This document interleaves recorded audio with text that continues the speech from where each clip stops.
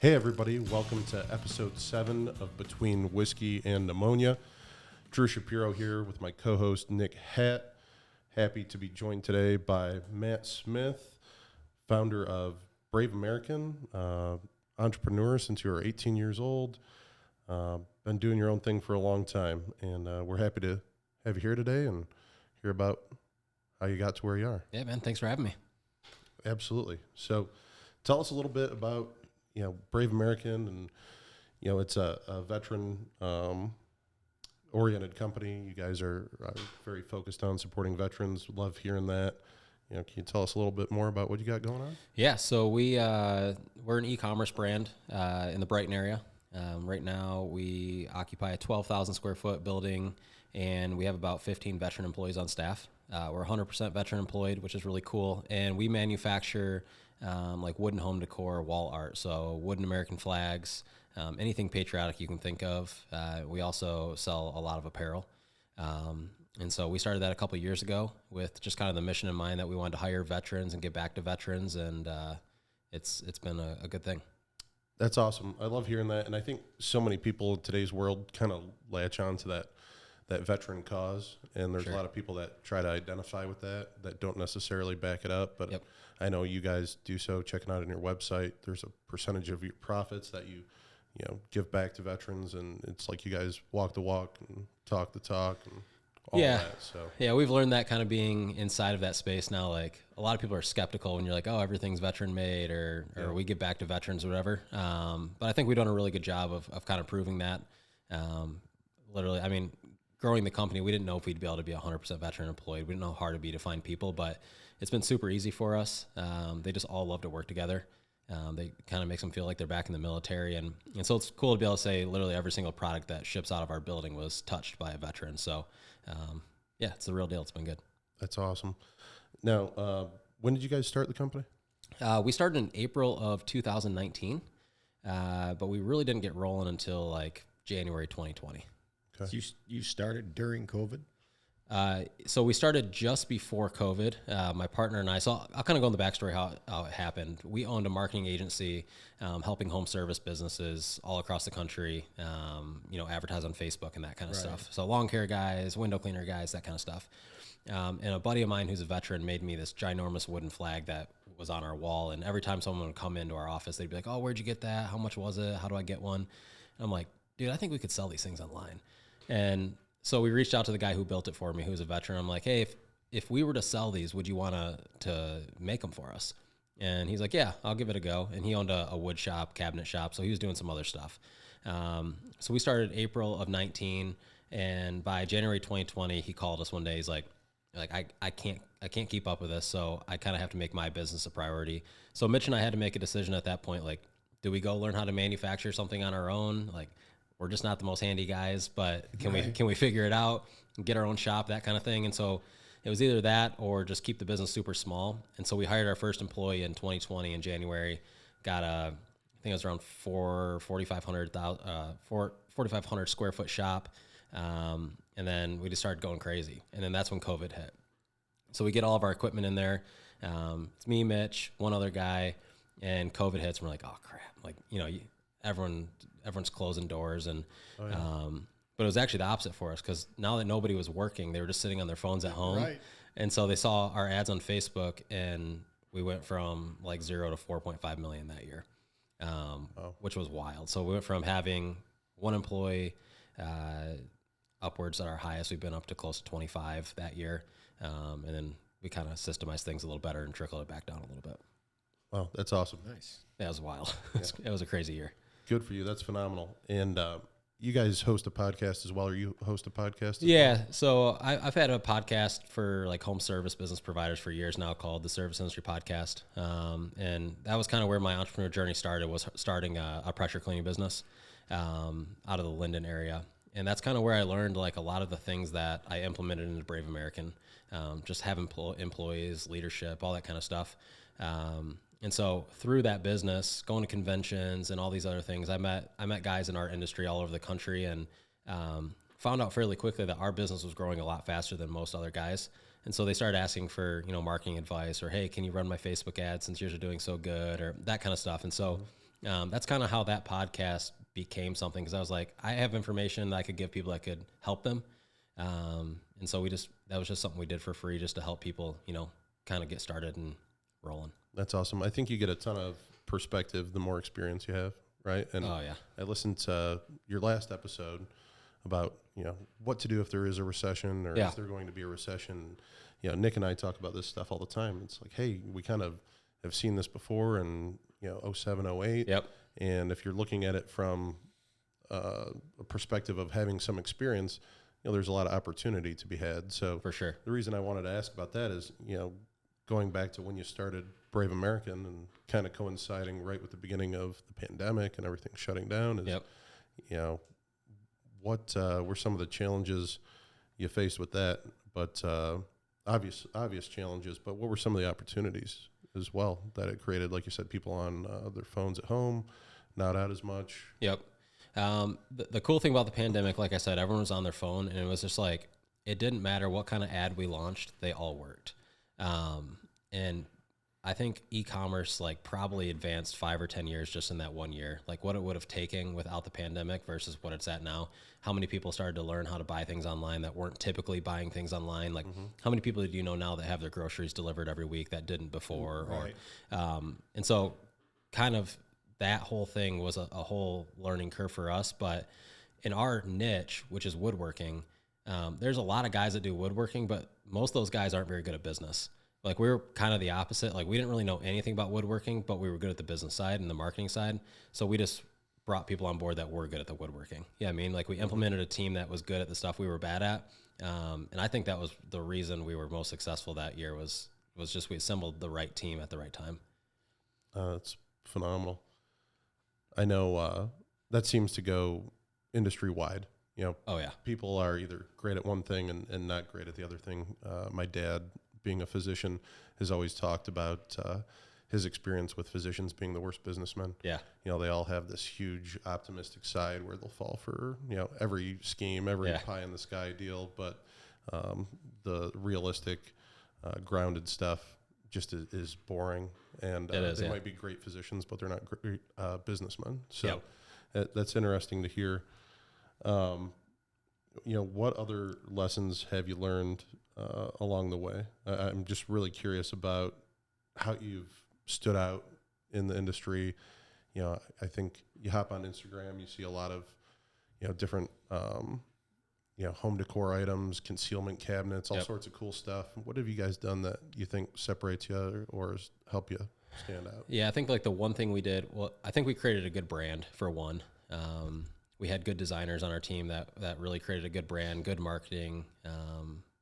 Our apparel is really cool. It's attractive. It's something people want. But we were willing to just we went crazy as far as we were all in. We were burning the ship. So it was during that time things were working. I'm like, let's take this thing as far as we possibly can. And if it fails, we're going to crash, but let's try, right? And because we kind of just look at our space, we're like, okay, this guy's a leader in our space, or this guy's a leader in our space. I have all the skill sets that guy has, or more, or I know what he's doing, and I can kind of pick his business apart and figure out how to do it better. And kind of once we figure out that formula, we're like, now all we have to figure out is how do we scale our products? Because selling them at the point in 2020 wasn't the problem. It was building them, because all of our stuff is handmade.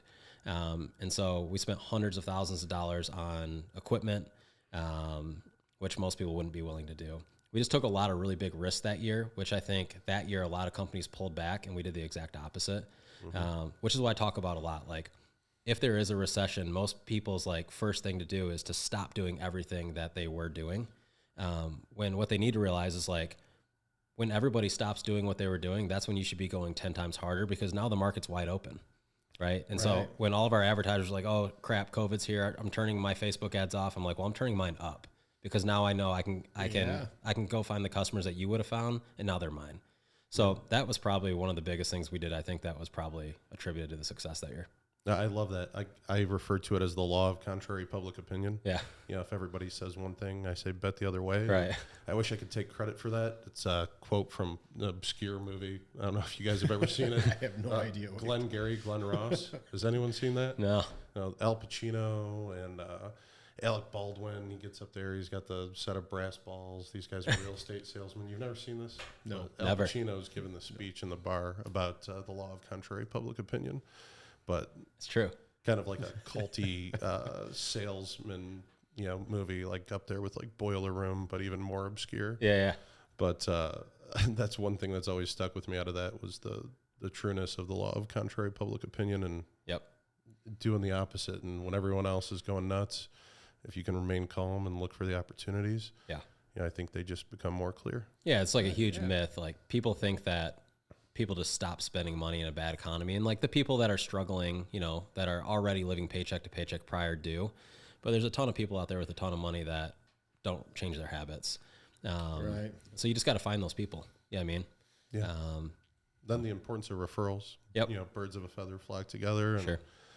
if you identify those people and make that your customer base, they're going to be able to refer you to other successful people who are doing the same thing. Yep. So Yep.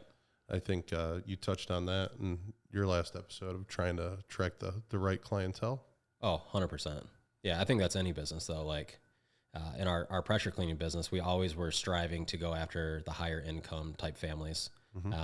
We started that business in 2012 and like times still weren't great then. We didn't have that hard of a time growing the business. And I think it was just because we went after the right customers. If I was going after maybe middle income families, a lot of those people were affected a lot worse than maybe someone who is a little bit higher income. So Yeah, I think all three of us may have started our businesses Yeah. right around the same time. I started in my business in October of 2007. Really interesting time to get into finance. yeah, tough. So, out of the frying pan into the fire kind Yeah. of thing. And that's really shaped my worldview and given me a lot of perspective. Yep. I mean, you've got some of these studies done where, by groups like American Funds, and they survey different generations, and Gen Z, I think, recently said that they anticipated their average rate of return year in and year out until retirement to be 32%. Jeez.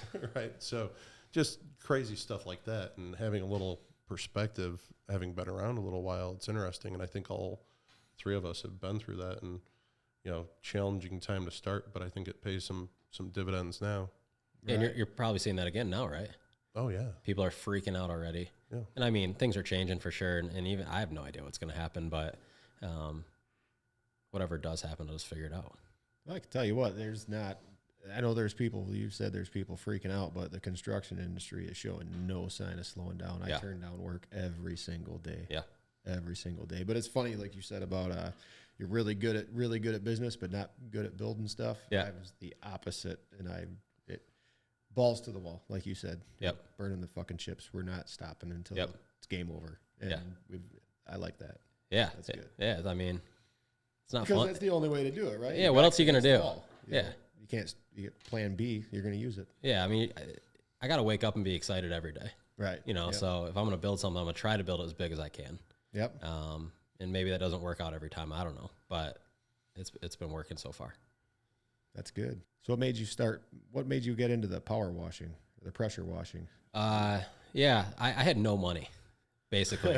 Right. I had no Okay, I money, can relate. and I'm like, all right, cool. I got $1,000. What can I do with $1,000?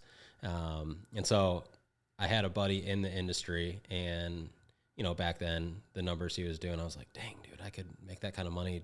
All I got to do is go buy a pressure washer from Home Depot or something. So that's literally where I started. I bought a pressure washer, some window cleaning equipment from Home Depot, and I started making flyers and just putting them on front doors.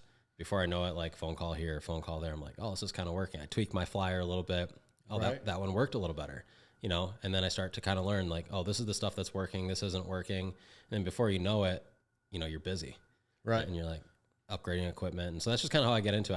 I had no money. I didn't go to college. I didn't have any real skill set, to be honest. So I just kind of figured it out. Like I knew I could work hard. I could get dirty. I didn't care. I was willing to do whatever I had to do. And you just did what you did with what you had. Nice. I'm actually really intrigued because I've been in business for 8.5 years now, and I just made a Facebook page about 3 weeks ago. Yeah. I've had no website, no Yep. Facebook page, no marketing, no anything, and it kind of seems to me like you went the other way. A Yeah. lot of marketing, a lot of advertising. Yep. So that's interesting.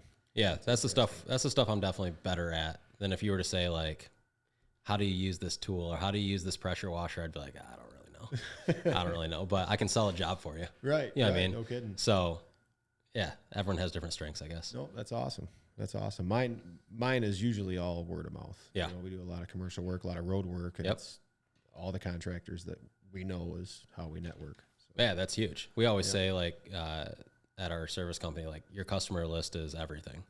yeah, absolutely. And so like, you know, even in a bad time, we can turn our marketing off, but still have thousands of customers that we can just call and schedule jobs and weather that storm. So yeah, customer list is definitely king. Nice. Awesome. Yeah, I think the marketing aspect is super important, and the things that people weren't necessarily doing, especially back in 2007, 2008, Yep. as far as social media campaigns and things like that. But, you know, I think word of mouth is always just going to reign supreme, and especially in a world, I think, today that's just so oversaturated Yeah. Oh yeah. with marketing. I mean, it's everywhere you go. Yeah. And it's like I see things all the time, and I'm like, is this an ad or is this not an ad? You Yep. know, I can't even tell. So, Yeah. you know, having those relationships with people and developing, you know, the loyalty to what you do and the brand that you're creating, you know, how have you navigated that through e-commerce? And I don't know if you guys have a brick and mortar location or not. No, we don't. We don't. I mean, we do have customers come into our warehouse to pick products up here and there, but we don't like sell stuff out of there.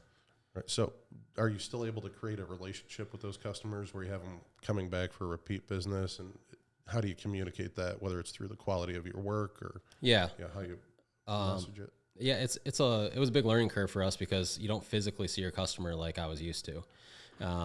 So in the e-commerce space, it's all about figuring out like how do I get our mission and our message across to that customer so it's in a clear enough way that they understand who we are and what we're doing. And not to get like too nerdy or anything, but like it all comes in our back end. So let's say someone buys a product from our store. All the automations, for email automations, text automations that we have set up on the back end once they make that purchase tells them our story. And so we basically walk them through a series of emails and text messages that tells them our story. It shows them, you know, Brave American Story videos of veterans in our shop that are telling their military stories. And by the end of that, the goal is to make that person a diehard fan of our brand. So they keep coming back and talk about us. You know, when one of our flags is on somebody's wall, you know, and somebody says, who'd they get that from? I want them to remember who it was. And not only that, but I want them to tell that person all about the business. And so we get that all the time. Like, oh, a friend of mine has this wooden cross. They said you guys employ veterans and blah, blah, blah. And they go to it, you know, our page and buy it. And it's a ton of word of mouth, but it's different because we don't really get to see it. You know what I mean? Yeah. So it's definitely not as one-on-one personal as like maybe your industry or even you. You get to, you know, go into people's homes or businesses and Right. But we do the best we can to relay that message through automations and emails and all that stuff. So that's great. What drew you guys to being veteran oriented? I didn't serve in the military, and it was one of my biggest regrets. It would have probably been the best thing I could have ever done coming out of high school because I didn't have a lot of direction. I knew I wanted to work for myself. I didn't know what that looked like. And I think I probably could have used some structure in my life. All the way through grade school, I kind of did my own thing. Like I just barely got by, just got good enough grades just to graduate kind of thing. Because sitting in class, I was always like, even at like a young age, I remember like being in the 5th grade being like, how is this ever going to apply to me as an adult? Right. Which is very strange to think about as like a young kid, but I was just like super aware in that aspect, which I think helped me long term, but it hurt me in grade school because it got me to a point where I was like, the education system's super broken. And the majority of the things I'm being taught right now were just useless. But, you know, I don't know. That's kind of a debate, I guess, for a different time maybe. No, it's not a debate. It's true. Yeah. That's why I ran for school board when I was 22 years old, right out of college. Yeah. I felt like our generation, I think, you know, we're about the same age. I graduated high school in 06. Yeah, 08. Yeah. Yep. So, you know, I feel old. but, you know, I think all of us were always told, hey, go to school and get good grades. Yeah. And, you know, the world's going to be your oyster, and that's all you got to do. And, you know, I saw so many of my friends who succeeded academically be unable to translate that into real world success. Yeah. And I couldn't agree with you more that system is flawed. And that's interesting because that, you know, leads me to my experience as county commissioner, you know, working with the veterans at the county level. And there was a point in time where my colleagues on the Board of Commissioners wanted to take $50,000 out of a veterans millage fund in Genesee County. And yeah, we all pay that. And use it to sponsor the Ally Challenge golf tournament. Yeah. I don't know if you remember this. It was No, I don't. pretty well publicized. It was one of like my only highlights of positives from being elected to office. Yeah. And it ended up getting passed. I was the only dissenting vote on the Board of Commissioners, and they wanted to take $50,000 out of this millage, intended to help veterans and the widowers of veterans with hardships, and take $50,000 out of that fund to spend it on a tent at this PGA golf outing to give away hot dogs and soda. Just a waste. And I'm like, this is so ridiculous. Yeah. This is not what the taxpayers of the county, intended this to be for, and this is not honoring veterans. I think you're robbing this millage. And we ended up getting a petition circulated and, tons of signatures within the first couple days of that being launched, and ended up having it totally reversed and, telling the Ally Challenge and the PGA to, hey, if you want to honor veterans, I think you guys have enough money to figure out how to do that without robbing the taxpayers and the veterans of this county. So it's always been something I've been passionate about, not serving myself either, but, growing up with my grandfather being a World War II vet and Greatest Generation and, all that. So I'd love to see you guys, backing that up with what you do. And what are some of the causes? I know you mentioned Gold Star families and some of the things that I've read, and what are some of the things you've done firsthand? Yeah, so it's so crazy, man. As the business has grown, like we probably get between 5 and 10 inquiries a day now from people in need. Wow. So really what we've been trying to do over the last year is like, it's been easy to give money to an organization, but we're like, you don't really know where it goes. And even though like some of the organizations we know are good, you're like, I want to know where that money goes. And so for the last year or so, we've been handpicking individual veterans. We'll run sales to our back end, like our whole customer list. We have 100,000 customers, and we'll say, hey, on this sale for this specific product, X% is going to this specific person. We can actually show the customer, that veteran, that person, tell them their story. And so that's been like super, super huge impact for us. So that's kind of the direction we're going. We eventually would love to start a nonprofit of some sort, but like I said, not my strong suit. So until that person magically appears in my life that, or in the business, we'll wait on that. But it's just been really cool. Like, for instance, a couple weeks ago, it was a 92-year-old vet. His house burnt to the ground. Guy almost died. And we were able to partner up with a bunch of other people and individuals. And I think we donated, it wasn't too crazy. It was like, I don't know, $2,000 or $3,000. But out of everybody there, he got like $150,000 to help rebuild a home. So we get to directly see where that money's going.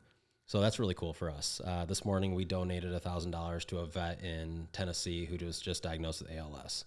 And so that'll hopefully help with some medical expenses, obviously, as they're not going to be able to work anymore. So it's the little things here and there like that that we think have been making the biggest difference. No, that's awesome.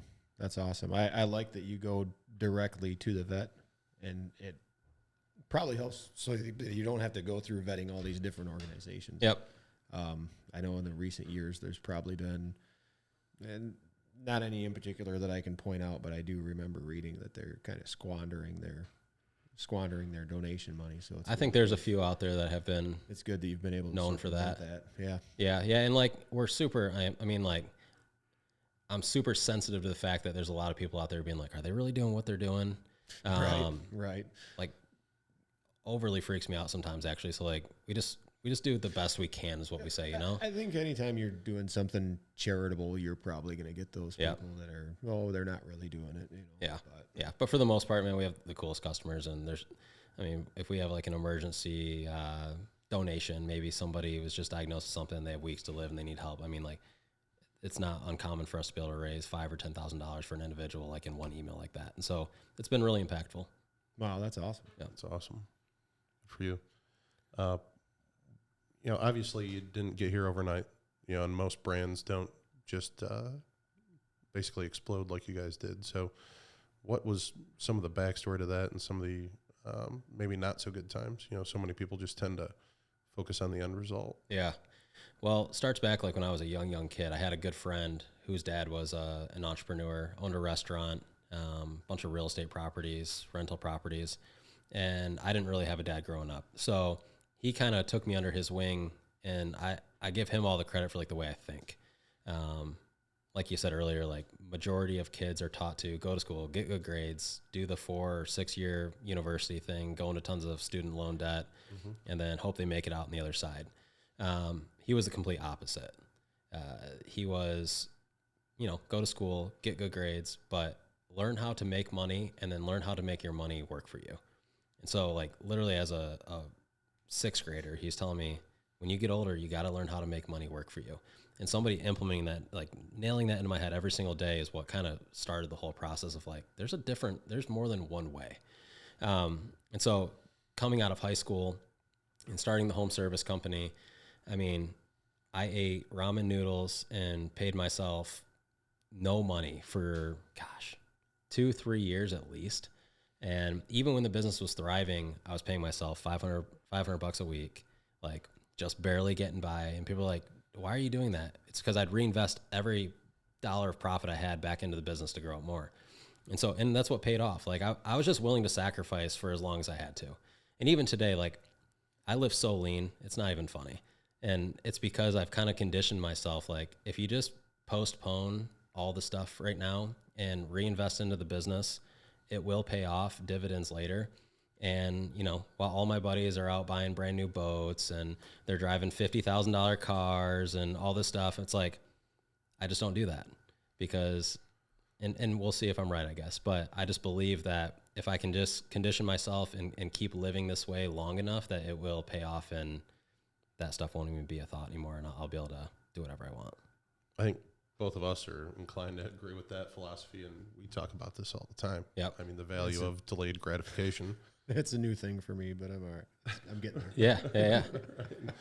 No, everybody is so concerned about having it right now that most people end up never having it ever. Yeah. It's just yeah. The problem is like everyone wants it right now because they think that's what's going to make them happy. But what they don't realize is like those things don't make you happy. What makes you happy is knowing who you are as an individual. It's the core things in life that make you happy. And so what actually happens is people get the nice boat, they get the nice car, and then they're actually more unhappy than they were before because now they've realized, oh crap, like I thought this was the answer. Now I don't even know what the answer is. right. I think if I've done anything well in life, it's gone the complete opposite way of like knowing from the day I started, like doesn't matter how much money I ever make, like that won't be the cause of my happiness. Well, I think you can get to a point where the things you own can end up owning you. Oh, 100%. And when those things are liabilities and not assets, and they're not working for you and they're just depreciating, that's not a really great strategy long term. I mean, Right. it might be fun Yeah. until the boat needs a bunch of work or the car depreciates to a point where it's not worth anything anymore. Yep. But not a great long term strategy. Yeah. The boat's fun until winter comes. Right. And you're still making the payment. Right. I Yeah. have this internal conflict all the time with my boat. Yeah. I just sold mine like Yeah. a year ago. Same thing. But yeah. So, but that's huge. I think like if anyone were to say like, what's one piece of business advice? It'd be like, just sacrifice as long as you can, live on as little as you can, and reinvest everything you make back into the business until you can build it into something big. Yeah, I see a lot of people spend a lot of money on all kinds of stupid shit. Yeah. And, their work trucks are junk, their tools are junk, and it's no bueno. Yeah, no, I mean, I think that's the standard that you see. I don't think that's unique. I think that's what you see more often than not. And, what would some advice, what would be the advice you would give to yourself? Not like any of us can go back in time, Yeah. but, all of us, I think here, having started at an interesting time in the world, what would you tell yourself back in 2008? I think the one thing I've learned is that regardless of how much you think you have it figured out, like even 6 months or 12 months from now, your life will potentially look so much different than you thought it would. And so like I've been, as much as a planner I am and like a goal setter, I'm like, you think you know what your business is going to look like 12 months from now, but I've learned now through kind of all the things we've been through, like things just change, and to be okay with that. And so like sometimes it's easy to get down on yourself at the state that your business is in currently, but just understanding that if you put in the work and you do the right activities enough times consistently, things will turn around. Your business will be completely different 12 months from now than it is right now. And that's been a huge like eye opener for me, especially in Brave American. It's almost it's like a joke in house how much things change, and because we've only been around for 2.5, 3 years. Yeah, it's just been a wild roller coaster. Yeah, no, I think when you take that burn the ships mentality to the extreme, and I believe in that, I think it's awesome. You have to have faith in yourself. Yeah, I mean, like we had a shop fire in December. It shut most of our facility down. Like one of our machines that cuts 80% of our parts is gone. So now we have to sub that out to a different company during that time. But now we work with that company on other products, and it's like now those products are some of our most popular products. Like if the fire never happened, that would never even be a thing. And you're just like, you just got to trust the process that like whatever's supposed to happen is going to happen as long as you're putting in the right, activities and effort. Yeah, I love that mentality. I wish I could stay on that track all the time. Sometimes I get knocked off it. That's hard. I try to, but I think that's a great way to look at it. There's always opportunities and the obstacles and shitty things that take place. There's something to learn from it, and how you can do it better next time. Yeah, it sucks. Sometimes it's hard to see, when you're in the middle of the forest, but Yep. You get a little perspective, and that most often is the case. Yeah, 100%. And you just learn. Like hard times used to stress me out so bad. I mean, they still do, obviously, but like I can at least talk myself down from that point of being like, yeah, right now sucks really bad, but when things have sucked in the past, you always got past them. Mm-hmm. Like, what was the longest time something sucked? Okay, cool. That's probably the worst it could possibly be. And then when it's over, you're going to know what not to do. Yep. But in the moment, that can be a tough conversation to have and, accept. Yeah, for sure. And I think having mentors is super important in that process, and having people you can look up to who've been there, done that a little bit. I know I trained 17 interns the other day, taught a class, and I'm looking at them, I'm like, man, it doesn't feel like this was 15 years ago, but I guess it was. Yeah.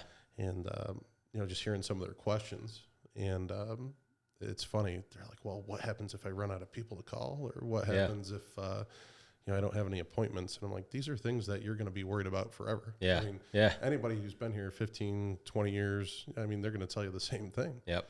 And it's just having that faith and putting one foot in front of the other. And it was kind of funny because, I'm looking back, and I mean, I think my first 8 or 9 appointments in a row canceled when I started my practice. Yeah.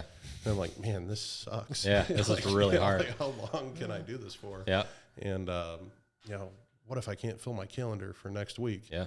And looking at this, boardroom full of young folks going through the same thing, it's like, okay, wow, I guess you put 1 week into another week, and it turns into a month, turns into a year, turns into 15. But there were definitely some people who helped get me there along the way. And you mentioned, the father figure you had growing up. What other resources or what other people have helped you? I've always taken on that. Yeah, I've always taken on that mentality of just like try to find somebody who's done what you're trying to do and make a relationship with that person, and then go mimic what they're doing because they've already figured it out. Mm-hmm. I mean, unless you're inventing something that doesn't exist, like there's just really no reason to try to reinvent the wheel. And so in every business I've ever owned, I've done that. My home service business, I had a mentor. His name's Chuck Russell, and he sold a pest control business for over $20 million. And the guy would go out to breakfast with me once a month. And, even if I tried to pay, he'd pay for me, but he would just pour everything he had into me. And I took all that and I would implement it into my business, and it would just start working. Right. And then I would scale that. Same with the e-commerce brand. Like, okay, we're doing this thing. We've never done it before. Who is doing big things in the space?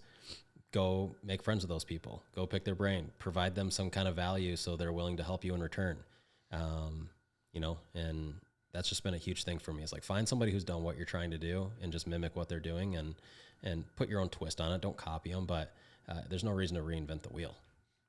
Right. Yeah, no, I agree with that 100%. Most people who are successful in their own craft are more than willing to help someone out. 100%. You know, Yep. because if they're successful at it, there's no reason to be, you know, I guess intimidated or feel, you know, like competition or something. Yeah. Usually they help you out. And like you said, there's more than enough work out there for everybody. Yeah, there is right now. Yeah, I mean, so it's like, and the reality is like most people who are going into business are going to fail. Like if you look at the stats, it's just, that's it's true. asinine. So the chances of somebody actually doing what you teach them anyway is probably pretty rare, but, man, I will always do whatever I can to give back to people. You know, Right. I don't know everything, but if I can teach somebody something that I know, because there was a lot of people that did that for me Well, even if you're not teaching them how to do what you do, just, you know, in general. yeah, right. In general, Yep. just helping out. I think that's huge. Yep. So you ever think about getting a brick and mortar store or supplying, you know, putting your products in some of the local stores or anything like that? So we do some wholesaling, where other people carry our products. We worked with Camping World for a minute. Oh, nice. But biggest problem with like the big guys like that is they just want so much, you know, Right, they up want- front that there's no margin left. Right. And so, e-commerce, just the online space, has just been really good for us. We've looked into, we had a buyer that was possibly interested in some of our stuff, like in a TJ Maxx setting or Home Goods setting. But again, the margins are so slim. You're just like, gosh, it just feels like a race to the bottom. And for all this, you know, it's always like a stress reward like table for me. It's like, how much stress is it going to bring to my life versus what's the reward it's going to bring? And at least at this point, it's just not there. Right. So, but no, I don't think I ever want a storefront store. No. Well, you'd have to keep so much inventory. Inventory. You know? Yeah. You gotta have someone there every day talking to customers, specific hours. It's just a different beast.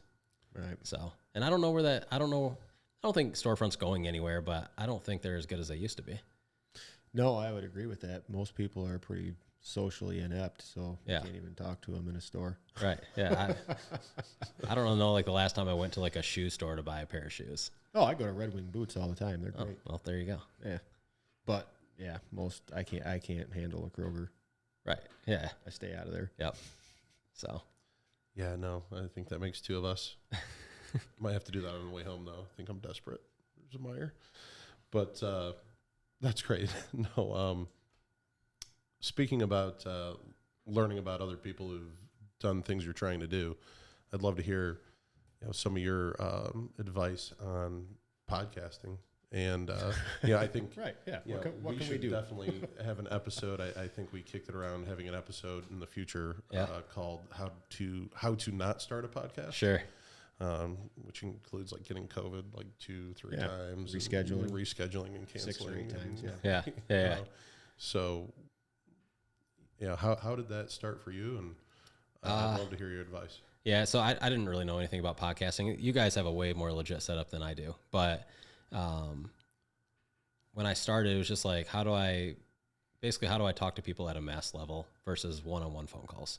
Like a conversation I would have with somebody on the phone, what if I just turned that into a podcast so, I don't know, 20 people could hear it? And that turned into, I mean, it's not like a ginormous podcast, but we get thousands of downloads and people from all over the country listen to it. And I think it's helped a lot of people. It also turned into a lot of sales for our marketing business when we were running that. So I just think you start like you get, I don't know. I got a decent microphone and I just started. I still don't do video. But I just paid on Fiverr for a cheesy intro and outro, and I edited it in GarageBand, and I just started talking and put it out there. And before you know it, you know, all these people start listening to it, and then you kind of figure out how to talk on a microphone a little bit more successfully. And Right. it just, like anything, like you stand in front of a camera and you're never in front of a camera, you're going to suck. Right. Same with a microphone. Like you start talking to a microphone and like you're in your basement by yourself, and it just, then you listen to it, you're like, what am I doing? But the more times you do it, I don't know, we have 100 some episodes, I think, by now. it just gets a little easier, and hopefully you get your point across a little better. But I don't think it's like rocket science. You just do it. Yeah, no, I think that's kind of what we subscribe to was, okay, we're going to have to start, and this might be a little painful. Yeah. You know, the first draft of anything is going to be shit. Yeah. 100%. Yeah. I think, we've started to improve. But, it was just a matter of, okay, if we never start, then we're never going to start. Right. So, Well, I've made it to the point where I'm actually talking into the mic now. Versus like, Yeah. So instead of talking like this, Yeah. I'm actually up on it now. Yeah. So it's good. perfect. No, that's great. I loved your last episode, actually, talking about the recession and, a potential for a recession. And, what other topics or what are you guys typically trying to focus on? I know it's the service industry podcast, but, what's your goal really? yeah, I mean, in that podcast, I don't really talk about like service related, like the actual work itself ever. I think in any business, like if you're a lawn care guy, the least important thing is knowing how to cut the lawn. It's knowing everything else about the business. It's knowing how to go and find a customer that is willing to pay you. It's knowing how to do your books. It's knowing how to market your business. It's all that kind of stuff. Like at the end of the day, anybody can cut a yard. But how do I make my lawn care business feel so valuable that Mrs. Jones is willing to pay me $45 a lawn versus the hack guy who doesn't know anything and he's charging $25? Like, why would someone be willing to pay me more than him? And it's all perceived value and learning how to position your company in a way where people see that you're different, right? Like you come to the house, it's and not to get like, it's just an example, but like you come to the house, you're in a professional uniform, your truck's lettered, it's a clean truck. It doesn't look like it just came, you bought it for $1,000 on Craigslist. The estimate sheet you give her is super nice and clean and detailed. And when she calls your office, somebody actually answers the phone. All those little things that kind of create perceived value inside of a business allow people to charge more and thrive. And those are the guys that are winning long-term. So that's the kind of stuff we talk about. We just talk about how to grow a real business and do it the right way and grow a big business. That's awesome. I mean, I've enjoyed it so far. I just started listening to it. Yeah. I've enjoyed it and, haven't really ever talked to you a whole lot before, but tend to agree with a lot of the things I've heard you say on there. And just to, again, back to the law of contrary public opinion and trying to find the good and the bad, I think is something we have in common. Along those lines, I know when it comes to any business, you're going to get good reviews, bad reviews. Yeah. What are some of the good or bad reviews or funny reviews you may have had? Yeah, in Brave American, we always talk about this. We're like, dude, we should print these off and stick them on the wall. But when we had our fire, and this is like totally our fault, kind of, I guess, but when we had our fire, we got like 6 weeks behind on orders. So like imagine ordering something off a store online and not showing up to your door for 6 weeks. Like you're about to kill somebody. Right. And so I threaten fulfillment. So we had like thousands of these orders, Christmas time, of course. And some of the reviews, oh gosh. But the best part is like when people get our products, they are legit super, super nice. And then the veterans sign the back of every product they make and they get a nice postcard telling the story of the business. And like, I would say 98% of the time, regardless like how pissed off somebody was throughout the process, they get the product and they email us and they're like, hey, like I'm super sorry. And so it's like, I mean, it works for us sometimes. Like when we drop the ball or we screw something up, like the guys cover our back a little bit like that. But yeah, I mean, it's just any business. The thing is though, you just like can't take it too personal. Sure. Because unless you've like that's a good example of like people had a legit reason to be pissed off at us. But I mean, we'll get reviews sometimes. We'll ship something out next day and someone will say it didn't come fast enough. It's like, well, dude, that guy's just never going to be happy.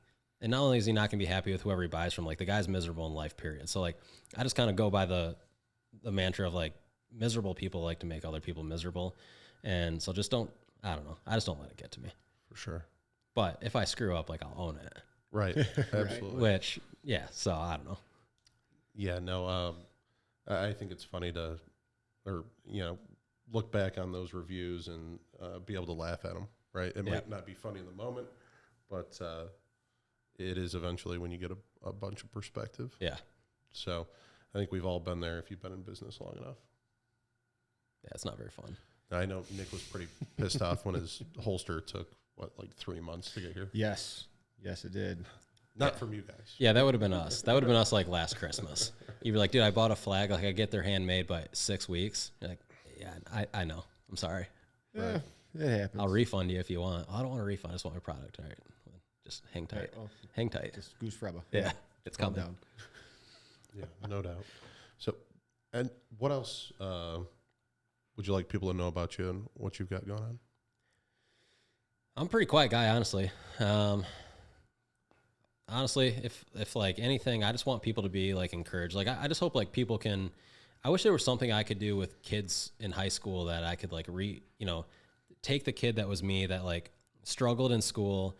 Like I wasn't the popular kid, but I also wasn't the kid sitting in a corner. But like I got made fun of for getting bad grades. Like whatever the case is, being able to take that kid and be like, hey, the way you're thinking is like completely normal, and there's more than one way to life. Like I think all these parents giving kids advice right now of like, go to school, get good grades, go to college. Like most of those parents don't even have life figured out. So like just really taking like an audit of who is in my circle. Like what does and this will be controversial, but like, what does my mom and dad look like? Like, are they somebody I want to mimic? Do they live a life that I want to live? Like if the answer is no, like it's okay to not take advice from that person necessarily and find somebody that you do want to mimic life around. Like that person was that guy I said earlier who was an entrepreneur and taught me things growing up. Like I saw the way that guy lived, and then I saw the way my dad lived. I'm like, well, this guy's got it way better than my dad does. So like, he's obviously doing something right. So I'm going to listen to this guy versus him.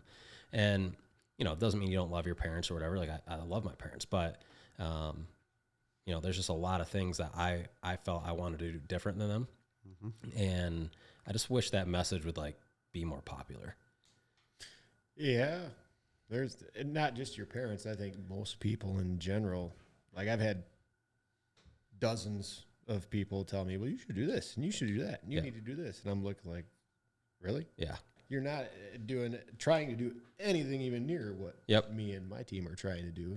Just it's like, be quiet. You want it. And it's like the classic, like teacher thing. Like teachers are awesome. Like we have to have teachers, but like I expect a teacher who makes 40, 50, 60 grand a year to teach me how to make money. It makes no sense. Like they've never done it. Like that person doesn't really know how to make money. So why don't we put somebody in there who does to teach these kids? Like, I don't know. It's just it's an ongoing internal battle, but I wish there was a middle of the road message like, hey, there's more than one route. Just because a kid doesn't want to go to college doesn't mean he's lazy. Doesn't mean he's a bum. And to be honest, like in the e-commerce space now, we have a bunch of friends, guys doing $50, $100 million a year. And dude, none of those guys went to college. And so it's just it's a battle I go through. But if there was one thing, I wish people could be encouraged by the story of like, I sucked in school and I figured it out and I did what made me happy and it was the right path for me. That's the only way to be good at anything is if it makes you happy. Yep. If you don't enjoy it, you're going to suck. Right. Or your life's going to suck. Or both. Yeah. Or both. Yeah, no doubt. Well, we've appreciated you coming on today. Yeah, thanks for having me. Where can our listeners connect with you? Oh, geez. If they want to check out Brave American, you can just go to braveamerican.com. We're all over social media too, Instagram, Facebook. You'll see me doing a bunch of goofy videos and stuff on there. And if you guys want to check out the podcast, it's just the Service Industry Podcast. And that's just mainly around people that are offering home service-based services to people. So, but you'll probably get some good general business information on there as well. Absolutely. Appreciate it. And we'll make sure to have all those links in the show notes and get them from you. And thanks for coming on. Thanks, man. Thanks, everybody, for tuning in. Yep, appreciate it.